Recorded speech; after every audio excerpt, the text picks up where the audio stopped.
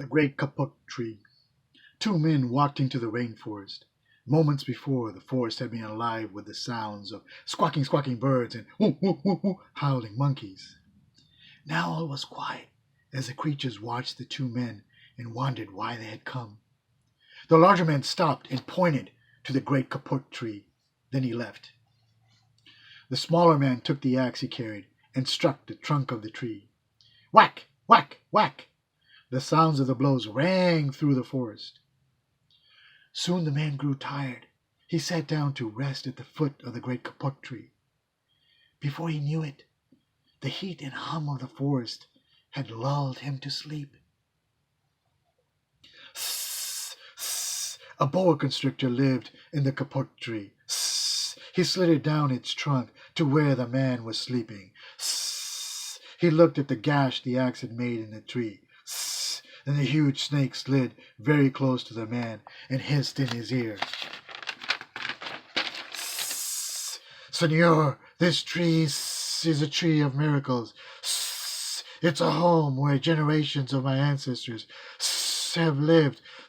Do not chop it down. Ribbit, ribbit, ribbit, a tree frog piped in his ear.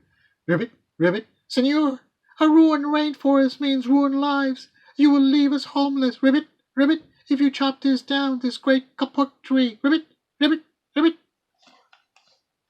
Four porcupines swung down from a branch and whispered,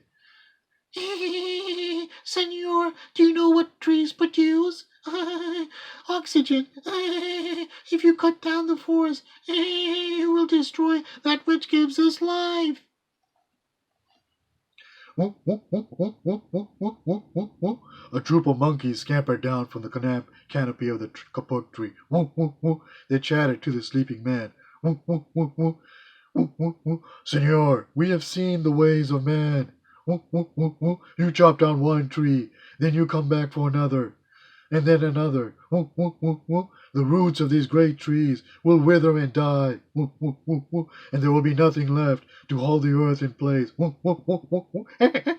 When the heavy rains come, the soil will be washed away. The forest will become a desert. Bzzz, bzzz, bzzz. A bee buzzed in the sleeping man's ear. Bzzz, bzzz. Senor, bzzz. My hive is in this kapok tree. Bzzz. I fly from tree to tree. Bzzz. Flower to flower. Bzzz. Collecting pollen. Bzzz. In this way, bzzz. I pollinate the trees. Bzzz. Flowers throughout the rainforest. Bzzz. You see, bzzz. All living things depend on one another. Bzzz.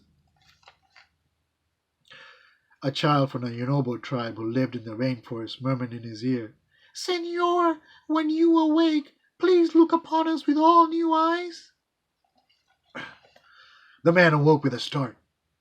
Before him stood the rainforest child, and all around him staring were the creatures who depended upon the great kapok tree. The man looked about and saw the sun streaming through the canopy. Spots of bright light glowed like jewels amidst the dark green forest. Strange and beautiful plants seemed to dangle in the air, suspended from the great kapok tree. The man smelled the fragrant perfume of the flowers. He felt the steamy mist rising from the forest floor. But he heard no sound, for the creatures were strangely silent. The man stood and picked up his axe. He swung back his arm as though to strike the tree. Suddenly, he stopped. He turned and looked at the animals and the child. He hesitated. Then he dropped the axe and walked out of the rainforest. The end.